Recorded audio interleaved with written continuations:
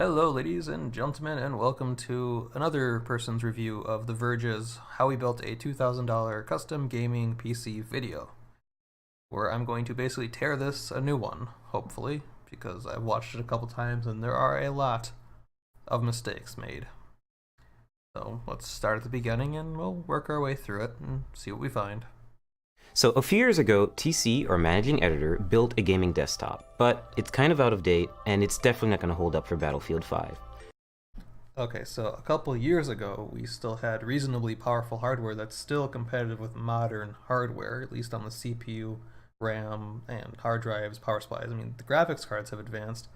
I mean, let's see, a couple years ago, we were on the 600 series, 700 series from NVIDIA, and I don't remember what the AMD side was, and now we're on the 10 and going into the 2020, whatever series it is, RTX from NVIDIA, but hardware from a couple years ago should have no problem running Battlefield 5 because I have a computer with hardware from a couple years ago that I ran the Battlefield 5 beta on. It's a i5-4590 with 8 gigs of RAM, I think.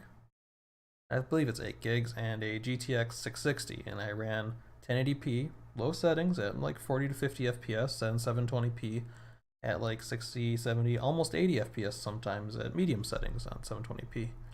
A 970, which you can pick up pretty cheap these days, will run Battlefield 5 1080p medium to high settings very well, because I also tried that. Not as long, I just plugged it in to see how it actually would compare against the 660 that I had, but there's no reason to say that a computer from just a couple years ago would have issues running Battlefield 5, especially if it's something they probably built to be high-end at the time. It's probably going to have high-end components which will have lasted much longer. I should say they've aged much better than like a 660 would have. So to say that they built it just so it can play Battlefield 5 is kind of ridiculous. So let's build a new one. You can build a gaming desktop for around $1,000. So $1,000 is a good benchmark for a gaming computer. You can build them for more, you can build them for less, but $1,000, that's a pretty balanced system. That'll get you just about everything you need, and a little bit more. But I want to go all out, so I spent around $2,000. PC. Oh my god, he spent $2,000 on an all-out computer, and we're going to see what that really is, because it's not an all-out computer. $2,000 gets you a good gaming computer, gets you a good workstation, does not get you an all-out system. Maybe I'm nitpicking that too far, but it's semantics maybe, but you shouldn't say that type of thing to say $2,000 an all-out gaming computer, because it's not. PC like this is going to be able to play most games at ultra settings. So what do you need to build a desktop? Well, of course, first you need a table. Or a desk, or a kitchen countertop, or a floor with carpet on it, because I built my computer, my good computer, my several $1,000 computer, on a floor with carpeting. And I think I was wearing nylon socks. I'm pretty sure I was. Also, look at that. Just look at that. It's a fucking Swiss Army knife. It's not even a good one. Preferably not metal. If it's going to be metal, have an anti-static working surface layered. Or just work on a cardboard box, or a piece of plywood, which is anti-static, I guess he's right. On top of it, a thermal paste applicator, an Allen wrench. What the fuck do you need an Allen wrench for in 2018? I know some older CPU coolers used to use Allen keys, but I haven't seen any new hardware in the last couple of years where you need an Allen wrench. And I don't think he actually uses it in this video because I watched it a couple times, and I don't think he uses it. So, we'll see what happens. Some tweezers to tighten up the wires. And yes, he said tweezers. Not zip ties, tweezers. Those are obviously zip ties. I'm sure he meant to say zip tie, but it was tweezer. I'm sorry. Gotta find a little humor in that one. A Swiss Army knife, which hopefully has a Phillips head screwdriver in it. Alright, so this is the first big area of contention. Why the hell wouldn't you just have a regular goddamn screwdriver? Like, go to your hardware store, buy a $5, $6, $7 four-way screwdriver, and that is all you need.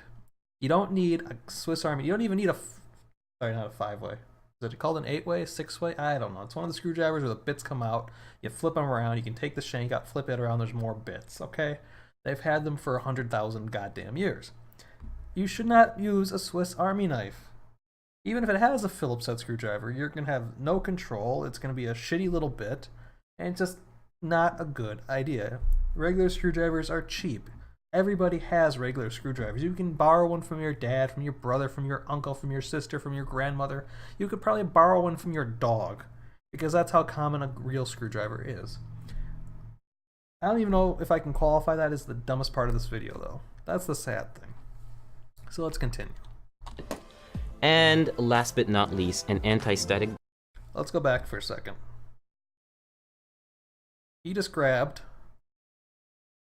this orange ring. This orange rubber band ring, like a fucking Neil Armstrong, I did the Tour de France ring. Rubber band, basically. And last but not least, an anti-static bracelet, which is to... How is that an anti-static bracelet? It doesn't connect you to a grounded surface at all. There's nothing coming off of it with a clip on the end to ground you. He's literally going to put it on his wrist and it's going to do nothing. And the parts. These are the parts you're going to need, but more important... Do you see something coming off of that? Because I don't. I don't see a wire coming off of that to ground you. What the fuck's that for? Hello? Verge? Importantly, before we get there, we need to understand what these parts are doing and how they interact with one another. To better understand the parts that make up a desktop, let's try to understand them individually. The processor is like the computer's brain. Correct. A base of calculations that control everything the computer does. The motherboard is like the foundation, serving as a main... I like this description of the motherboard because it's very, very correct. It is the foundation of your computer. Everything basically plugs into it to communicate with everything else. Main structure for all other parts to be added to. It also allows the other parts to communicate with one another, which also makes it kind of like a nervous system. Graphics cards are responsible for rendering and processing visuals into what you see on screen. Our PC's power supply is of course channeling electricity, in that it adjusts and provides the right amount of energy to keep it running. Channeling electricity, that's just a fancy way of it saying it gives power to your computer. It pulls it from the wall and gives it to your computer. Channeling, jeez. Last but not least, RAM, or random access memory, and your hard drive are good examples of short-term and long-term memory. And it's an important distinction to make that your RAM is, when you turn the computer off, all your information in the RAM goes away. When you turn your computer off, the hard drive information stays. I mean, I guess most people should know that by now, but just let's make that little distinction. Respectively. If you want to better understand what kind of computer to build, then first figure out what you want to use it for. A gamer might care... So they're building a gaming computer. Okay. ...more about a graphics card than, say, a video editor who might want extra RAM to assist with editing large files. Video editor is also going to want a pretty big CPU, almost more so than the RAM, because you can... In emergency, you can just use a hard drive as additional virtual memory if you really have to, but a CPU should not be a quarter of your budget versus what your RAM is. Well, I guess with RAM prices the way they are now, that's debatable.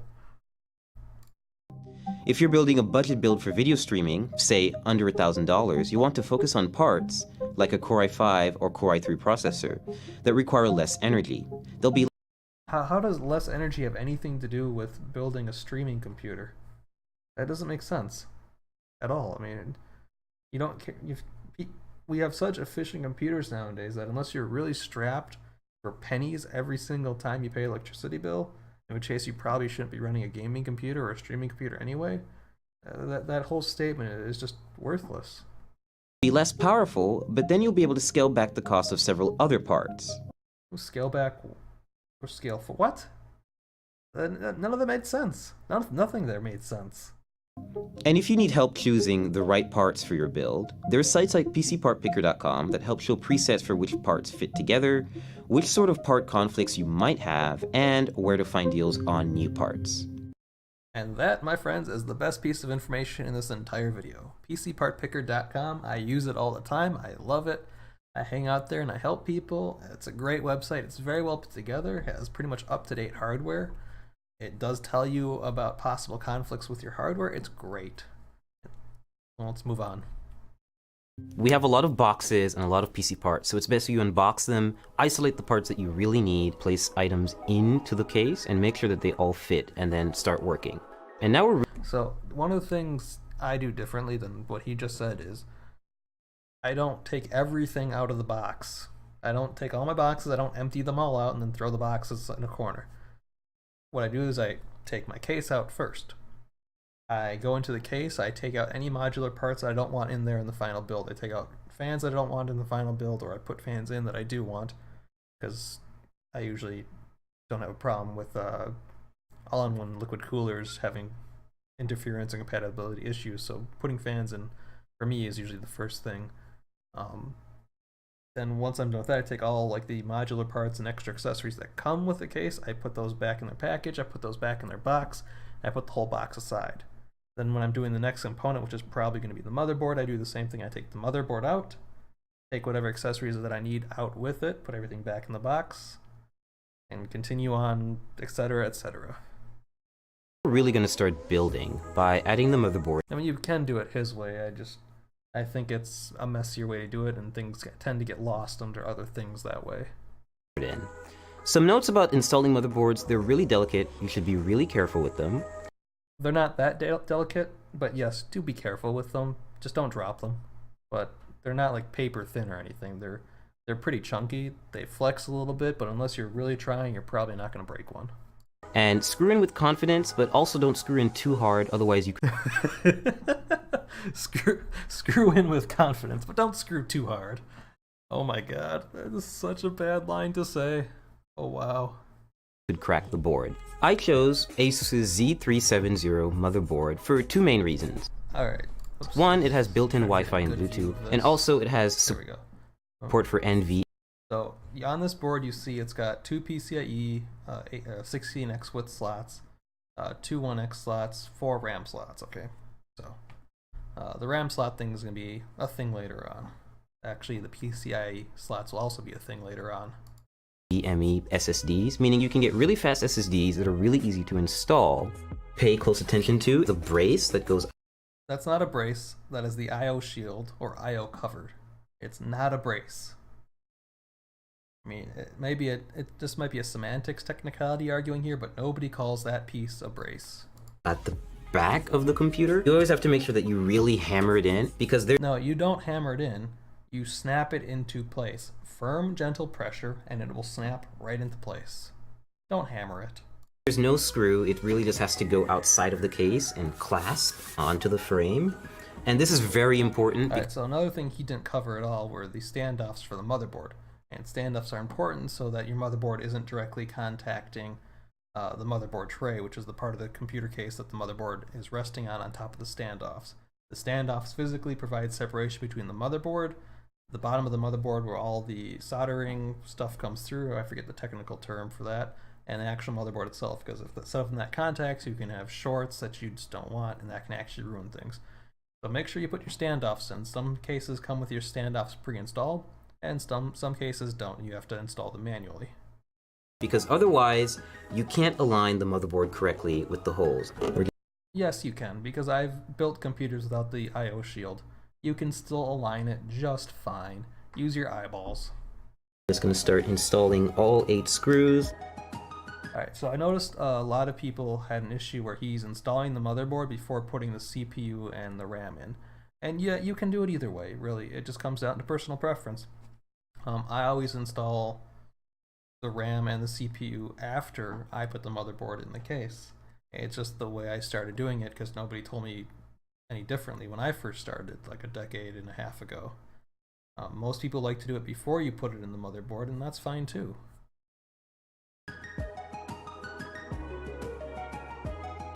So next we're going to see this is just how inefficient this little I don't even want to say it. My brain is trying to forget it. The Swiss Army knife. Look at, like, it has no control. It's a shitty little bit. He's doing awkward motions to try to screw it in. There is no excuse for why he is using that instead of a real screwdriver. No excuse at all. Install the RAM on the motherboard. Other than pure stupidity, that's the only excuse. I chose Corsair's 16GB Vengeance LED RAM for two main reasons. One, it has LEDs, and we do like LED is a personal choice because you like colors. Okay. Lights in our gaming desktops. Secondly, it's pretty fast RAM. It's 2,666. Okay, 2,666 isn't fast, but it isn't slow. It's not 2133. It's not 2400. But it's also not 2800, it's not 3000, 3200, 3333, 3600, etc. It's medium speed average RAM. That's all that is. It's not super fast. 6 megahertz, I believe, so it's pretty fast, and this He believes. So he really doesn't know anything about this computer that he's building. And I kind of feel bad for him because he's probably been pressured into this because of reasons that I probably don't know and don't want to guess at. But it's pretty obvious that he has just basic minimal knowledge of how to use a screwdriver. And he's not even using a screwdriver, he's using a Swiss Army knife with a screwdriver extension on it. This motherboard supports that speed, which is most important. Open the slots first, and just aligning. So he's got 2 sticks of RAM, he's opening all 4 slots. Why? Dear God, why? The stick with the middle of the strip, not with the end, and just lining that up. Okay, let's go back there a second. So you see this little notch? It might be hard to see. That lines up with the notch on the motherboard. And hopefully, I can't quite tell, but hopefully he's got them lined up. Lining that up with the logo. So once you hear that solid clasp and you don't see the gold connectors on the side anymore, that's when... Okay, so when you plug in memory, if you do it right,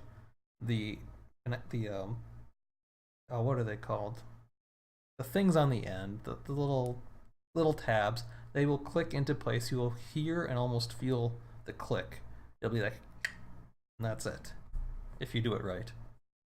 When you know the RAM is in. Step 3, we're going to install. Okay, so here's, you can already see he put the RAM in side by side, and it looks like he put them both in the far right hand side, his far right, our far left. So dual channel's not even an issue now because he's running in single channel. And you probably should move the R right stick to his left 1 slot to make it dual channel, which he doesn't mention at all. So again, he's probably got almost no knowledge of the actual hardware he's working with. The hard drive, or in this case, the NVMe SSD. I chose this format of solid state drive so that I could input it into the motherboard without having Connect it to the motherboard. Connect it, not input it, connect it. To worry about extra wires or putting it in a separate part of the case and just getting really messy. This is from Kingston, and Woohoo, Kingston, great company, love them. It's 480 gigabytes, so it's not a lot, but you can always upgrade this and swap it out, and it's only held. Oh yeah, so you can upgrade and swap it up, but that means you have to go through cloning it, and that can be a hassle if you don't have, let's say, another NVMe socket to actually put another drive in to clone it over, or you don't have the capability to take it to someone else to have them clone it, or you have to buy like another hard drive, connect it up, clone that NVMe drive to that hard drive, take it out, put your other one in, clone it back, and that's a stupid statement. I love SSDs and I love NVMe SSDs and M.2 SSDs even if they're SATA speed, but what he just said was just dumb. If you're going to upgrade, there's better ways to do it than buying a half terabyte drive. Buy a full terabyte.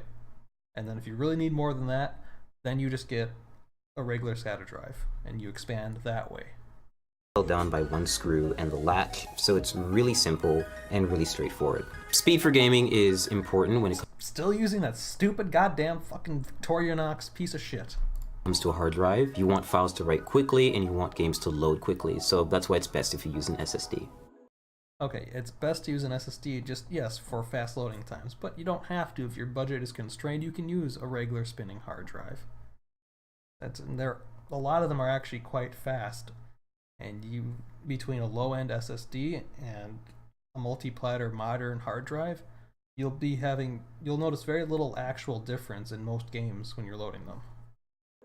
Okay, so step 4, we're going to install the graphics card. I chose PNY's GTX 1080, which is PNY.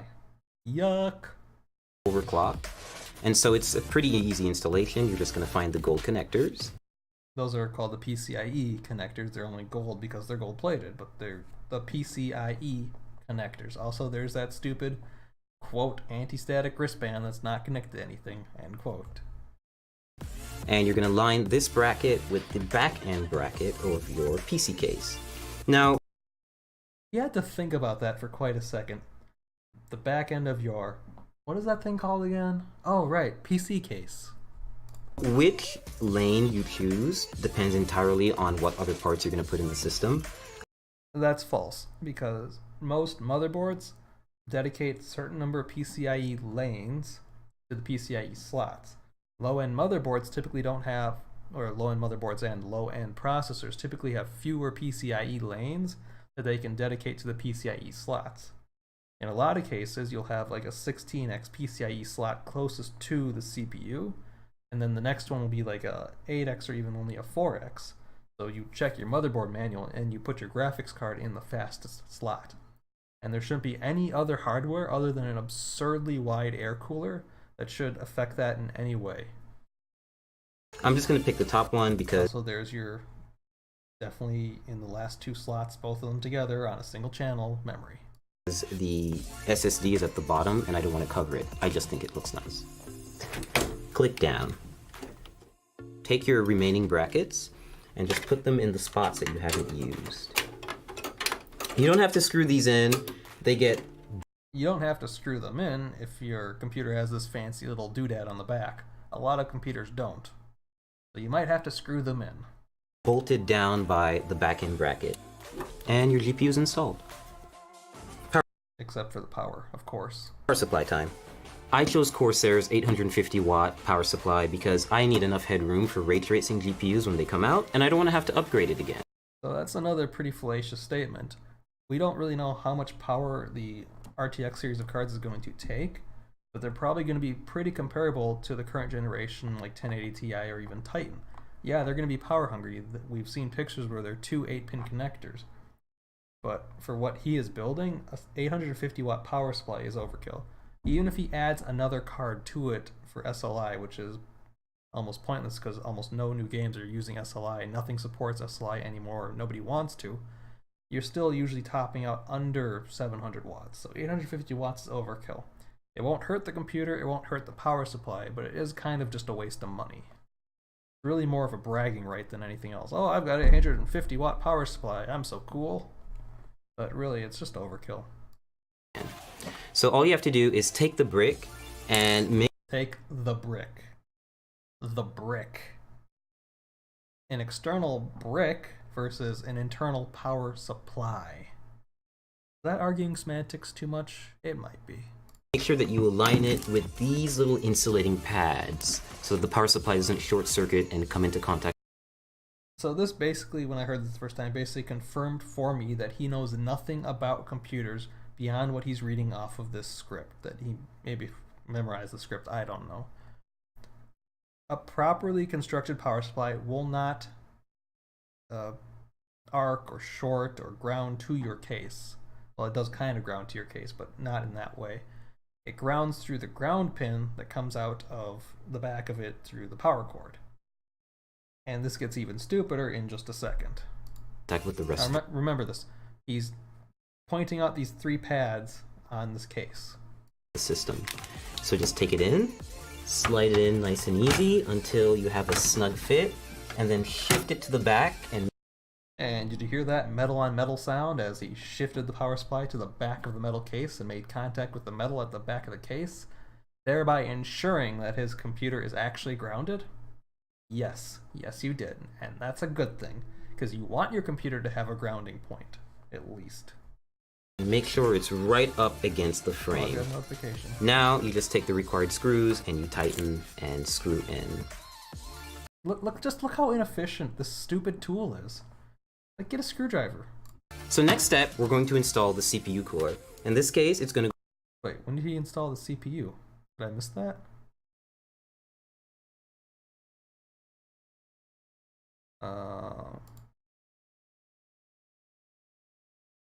Did he install the CPU cooler without the CPU? All right, let's find out. End of the case, and we're just going to have the hose hang out for a little while until we install the processor, which is going to come a little later. Always be sure to... Okay, so he's just installing the radiator. Okay. Try to place it in the system first before you install it, because you can see it takes up a lot of space. That is another correct thing. You should test fit your large components like that. It's not always possible for some components, like heat sinks for your CPU, but for radiators for water cooling loops, yeah, do test them. Like, test fit everything. It's a good idea.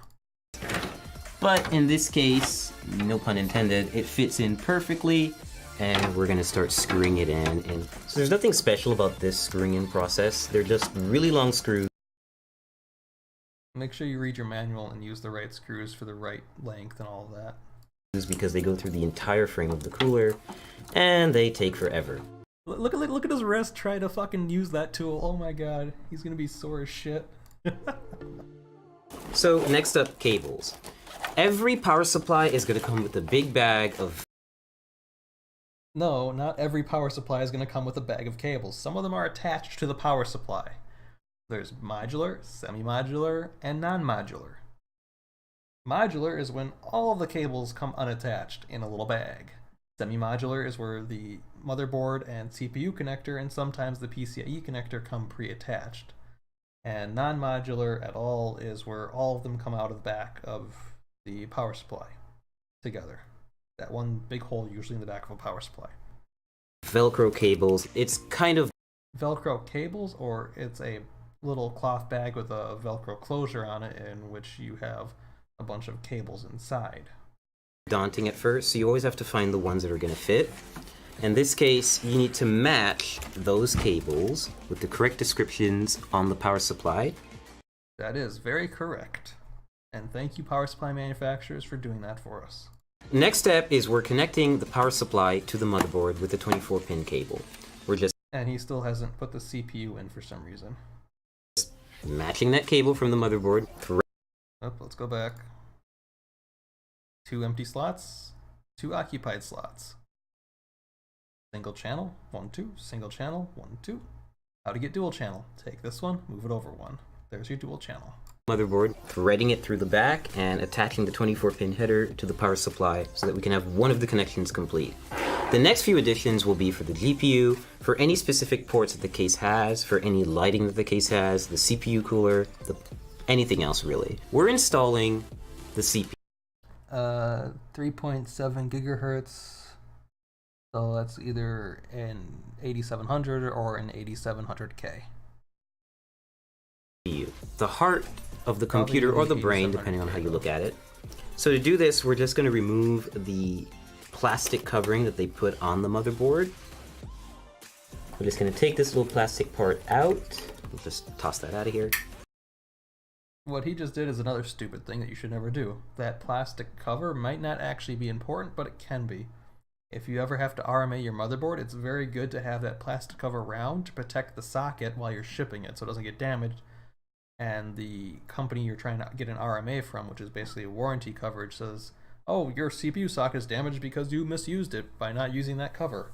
Always keep the cover around. Like if you're taking your computer apart to change parts, like the CPU or something, you want to have that cover available to cover up the socket so dust, dirt, debris, hair, your finger, whatever, doesn't actually get into the socket. Don't throw it over your shoulder. Don't do that. And now we have an exposed CPU holder, or rather slot. Socket.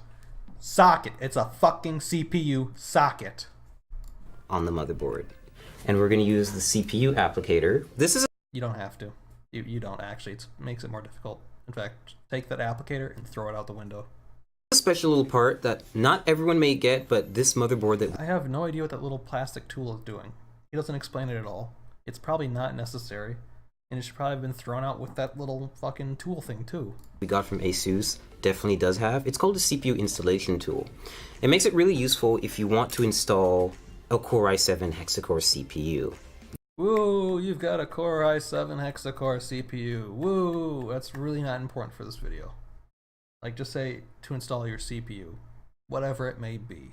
Yeah, we've got one, and it's an 8th generation Cringy, very cringy. Congratulations, Verge, you're showing your age. chip, and it's ready to go, and it supports overclocking. So it definitely is the 8700K. what having this little installer does for you is it's basically a brace that you can apply right to the CPU. But what is it bracing? The CPU is already rigid. So it doesn't really do anything, does it? And light it up with the triangles that you'll see on the bottom left corners. And they don't have a zoom in to show you this at all, for some reason. Great photography work. And this will make it easier for us to apply it to the motherboard, and then apply thermal paste, and then apply a CPU cooler on top. That's a lot of applying. God. And we're just going to carefully lean it down into the system and make sure that everything lines up. And it's not there, or is it there? I can't tell. And we're going to clasp down on it and we'll be good to go. Oh look, there it is over there. Now let's go back and make sure you caught that. He's still installing it, and it's right there. Oh shit, I just lost something. Daunting at first, so you always have to find a header to the power line.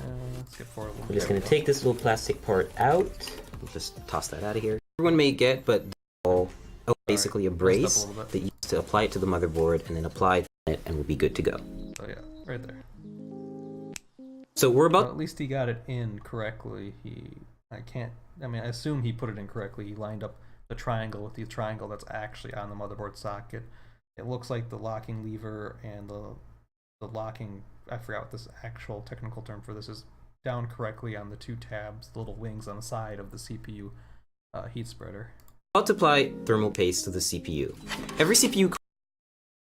This is where it gets so incredibly stupid that I'm going to resort to in a few moments to using a tiling euphemism. Yes, tile, like brick mortar tiling, cement tiling sort of thing. So just hold on just a second. Cooler actually comes with a bit of thermal paste already neatly applied in a circle around it, but it's usually not enough. It's good, essentially PC building practice to have a little bit extra and layer it on top of the CPU. The final portion. So we're going to stop right here. Number one, the pre-applied thermal paste is engineered to be enough. That is why they ship it pre-applied in that manner. They have tested it. They know what they're doing. You do not need to add additional thermal paste. And the way he is doing that additional thermal paste by putting it in this pattern around the CPU is one of the stupidest ways you can actually do it. So I'm going to go to my little analogy here of tiling. When you tile properly, what you do is you create straight lines in your adhesive material where your tile is pressed onto. When you create those straight lines and you press your tile in, what happens is it presses the air out through the gaps between those lines. What he is doing is he's basically doing the swirl motion of adhesive with a trowel, where you take your arm and you do little S curves all over. And then when you press your tile to that, a lot of air just gets trapped in there. And air is a good resistor of heat transfer. It's not a good conductor. It's a resistor to heat transfer. So when you've got a lot of air pockets now inside your thermal paste boundary, you're going to have heat problems. It might be catastrophic. It might not be. But it's just a bad idea to do what he is doing. Is to add the CPU cooler to the top end of the processor. So the top end? No, it's just called the top of the processor, or just to the heat spreader of the CPU, or something like that. You're gonna see that there are 4 brackets. And somehow it got worse. Like that's so bad. There are so many gaps in here that there's gonna be air pockets probably. It's so bad that I'm losing my ability to speak coherently, apparently. I'll never do that, ever. Or like if you want to use different thermal paste, you take some rubbing alcohol, you clean off the old thermal paste, you apply a bead, a single pea-sized bead of thermal paste in the middle of your CPU, and then you apply your CPU cooler on top of that bead. Rather like screws in here with brackets and holders right here, and they're going to keep the cooler raised off the processor, but it's also okay, no, you don't want it raised off the processor, you want it firmly in contact with the processor. Not overly firm that it cracks or breaks something or bends your motherboard, but firmly in contact so it spreads out your paste, creates a nice boundary there. That's a nice interface between the CPU heatsink, or the heat spreader on top of the CPU, and your heatsink. But there's not supposed to be like a gap, or it's not supposed to sit above it and like have like an inch thick CPU paste between it. No. Firmly together. Also going to be close enough to actually physically come in contact with it, like basically keep it cool. Take thumb screw. Basically, keep it cool. Sarcastic clapping. Screws like this, and just. And again, there's like no close-up of what he's actually doing here, so we have no idea. He just said thumb screws, and I know that cooler is installed with 4 thumb screws tightening down. at the 4 points of the mechanism that hold it to the motherboard. Just screw them on. So now that our internals are done, we're going to put all the panels back on, which is the top glass, side glass, front glass, and of course the back panel. Look at all that open space in the back of this computer. He did not do a lick of cable management. Not one little bit. None. Zippo. Zero. De nada.